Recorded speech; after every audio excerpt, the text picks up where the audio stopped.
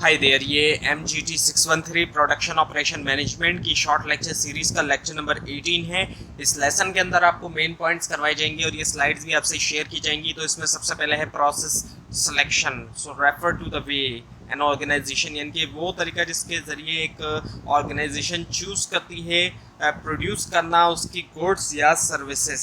It takes into account selection of technology. So selection of technology की अगर बात की जाए तो चॉइस जो है टेक्नोलॉजी की प्रोसेस सिलेक्शन के अंदर इसमें शामिल है आइडेंटिफाई करना, सिलेक्ट करना अप्रोप्रिएट टूल्स, मशीनरी, इक्विपमेंट और सिस्टम जो कि यूज़ होंगे प्रोडक्शन प्रोसेस में।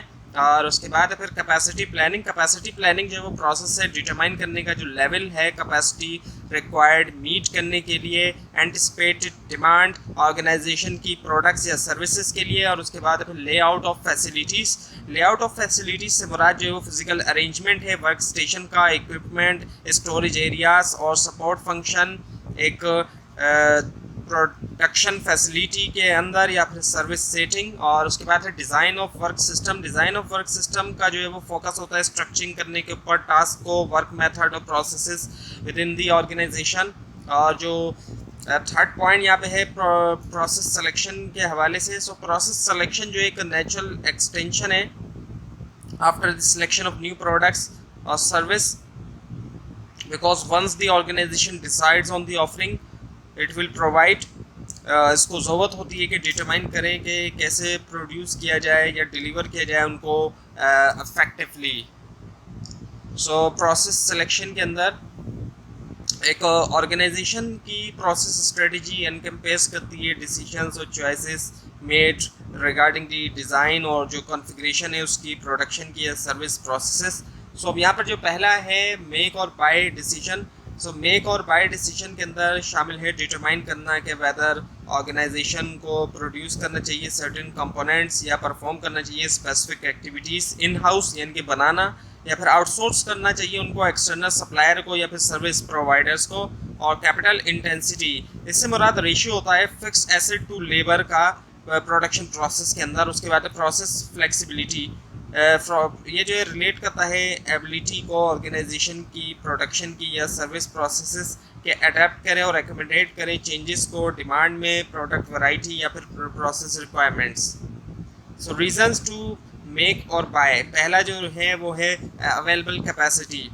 सो बनाना या बाइंग करना, ये जो डिसीजन इन्फ्लुएंस होते हैं ऑर्गेनाइजेशन की अवेलेबल कैपेसिटी से। उसके बाद एक्सपर्टीज़ प्ले करती है क्रूशल रोल बनाने में या बाइंग डिसीजन के अंदर। और उसके बाद क्वालिटी कंसिडरेशन, ये भी इन्फ्लुएंस कर सकता है डिसीजन के बनाया जाए या फिर बाई किया जाए। और नेचर ऑफ डिमांड, इसके अंदर जो है वो शामिल है वॉल्यूम और वेरिएबिलिटी जो कि इम्पैक्ट कर सकती है मेक या बाय डिसीजन को। उसके बाद फिर कॉस्ट कंसिडरेशन प्ले करती है सिग्निफिकेंट रोल बनाने में या बाय करने के डिसीजन में। और रिस्क असेसमेंट, ये एक दूसरा एस्पेक्ट है कंसिडर करने के लिए बाय किया जाए या बनाया जाए इसका जो डिसीजन है।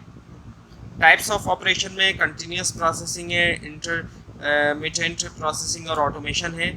सो कंटिन्यूस प्रोसेसिंग के अंदर जो है वो शामिल है प्रोडक्शन जो है गुड्स की या सर्विसेज की कंटिन्यूस और अनइंटरप्टेड फ्लो के अंदर। और उसके बाद अगर हम बात करें इंटरमिटेंट प्रोसेसिंग की, सो इंटरमिटेंट प्रोसेसिंग से मुराद जो है वो प्रोडक्शन प्रोसेस होता है जहाँ पर प्रोडक्शन रन जो है वो इंटरमिटेंट है और कंटिन्यूस नहीं है।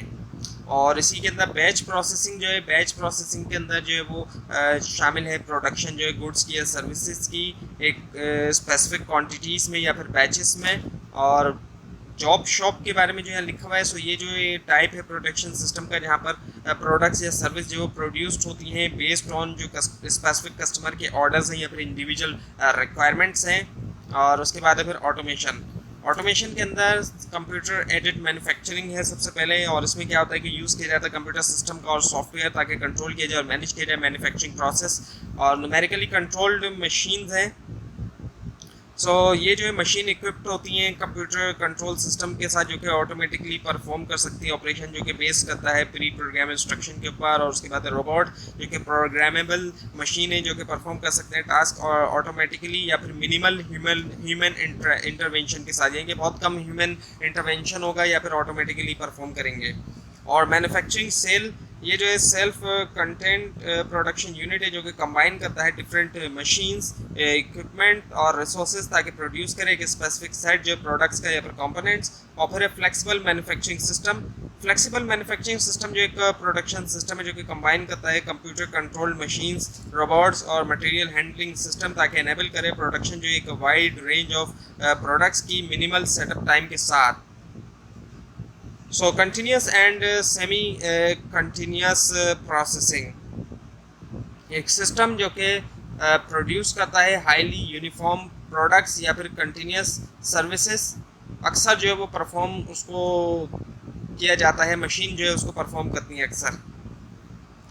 और जो रेपिटेटिव प्रोसेसिंग यहाँ पर है, सो रेपिटेटिव प्रोसेसिंग के अंदर प्रोडक्ट या सर्विस जो है वो टिपिकली प्रोड्यूस होती हैं लार्ज वॉल्यूम्स के अंदर कंसिस्टेंट क्वालिटी और स्पेसिफिकेशन के साथ। प्रोडक्शन प्रोसेस जो है वो केयरफुली डिज़ाइन होते हैं और स्ट्रीमलाइन ताकि मिनिमाइज़ किया जाए वेस्ट, एलिमिनेट किया जाए अननेसेसरी वेरिएशन और मैक्सिमाइज़ किया जाए आउटपुट।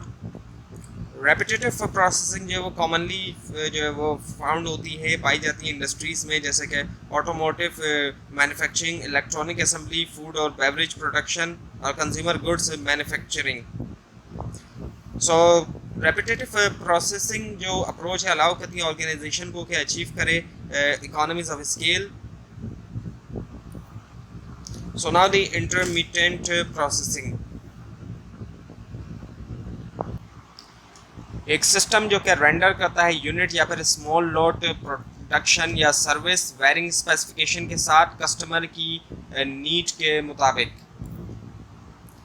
सो ऑटोमेशन प्रोसेसिंग इसमें पहला जो पॉइंट है, सो कंप्यूटर एडेड मैन्युफैक्चरिंग जो है उसके अंदर जो है वो शामिल है यूज़ करना कंप्यूटर का प्रोसेस कंट्रोल के अंदर ताकि एनहेंस किया जाए मैन्युफैक्चरिंग ऑपरेशंस। और जो दूसरा पॉइंट है न्यूमेरिकली कंट्रोल मशीन के हवाले से, सो न्यूमेरिकल कंट्रोल मशीन जो है वो परफॉर्म करती है operation based on mathematical processing instruction. और तीसरा जो पॉइंट है रोबोट के बारे में, रोबोट जो मशीन होते हैं equipped with a mechanical arm, power supply और कंट्रोलर और कैपेबल होते हैं परफॉर्म करने के लिए जो टास्क हैं ऑटोमेटिकली।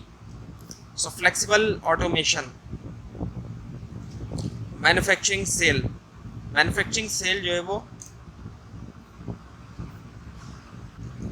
एक ग्रुप ऑफ मशीन है। मैन्युफैक्चरिंग सेल एक ग्रुप ऑफ मशीन है जो कि स्पेसिफिकली डिज़ाइंड होता है हैंडल करने के लिए इंटरमीडिएट प्रोसेसिंग रिक्वायरमेंट्स और प्रोड्यूस करना एक वैरायटी जो है सिमिलर प्रोडक्ट्स की। Flexible manufacturing system. Flexible manufacturing system जो है वो ऑफर करता है सेवरल एडवांटेजेस। फर्स्टली ये कि ये हेल्प करता है रिड्यूस करने में लेबर कॉस्ट, ऑटोमेट करते हुए बहुत से टास्क को और मिनिमाइज करना जो नीड है मैनुअल इंटरवेंशन की। और सेकेंडली ये कि ये इंश्योर करता है consistent quality as the machine within the cell जो सेल के अंदर होती हैं प्रोग्राम्ड होती हैं कि परफॉर्म करें ऑपरेशन को प्रिसीशन के साथ और एक्यूरेसी के साथ। और एडिशनली फ्लेक्सिबल मैन्युफैक्चरिंग सिस्टम जो है वो प्रोवाइड करता है higher flexibility compare to hard automation और अलाउ करता है easy adaptation to changing production needs और जो एबिलिटी होती है हैंडल करने की डिफरेंट प्रोडक्ट वेरिएशन। जबकि इसके कुछ डिसएडवांटेजेस भी हैं।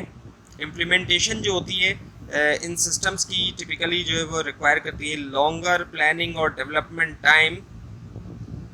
फर्दरमोर के मैन्युफैक्चरिंग सेल और एफएम है जो फ्लेक्सिबल मैन्युफैक्चरिंग सिस्टम है उनकी लिमिटेशन है in terms of the range of part variety they can handle effectively. और ये सिस्टम टिपिकली ऑप्टिमाइज होते हैं स्पेसिफिक प्रोडक्ट कॉन्फ़िगरेशन के लिए और सिग्निफिकेंट चेंजेस जो है पार्ट डिज़ाइन में या फिर रिक्वायरमेंट में नेसेसिटेट रीप्रोग्रामिंग या फिर रीकॉन्फ़िगरिंग द सेल जो कि चैलेंजिंग हो सकता है और टाइम कंज्यूमिंग।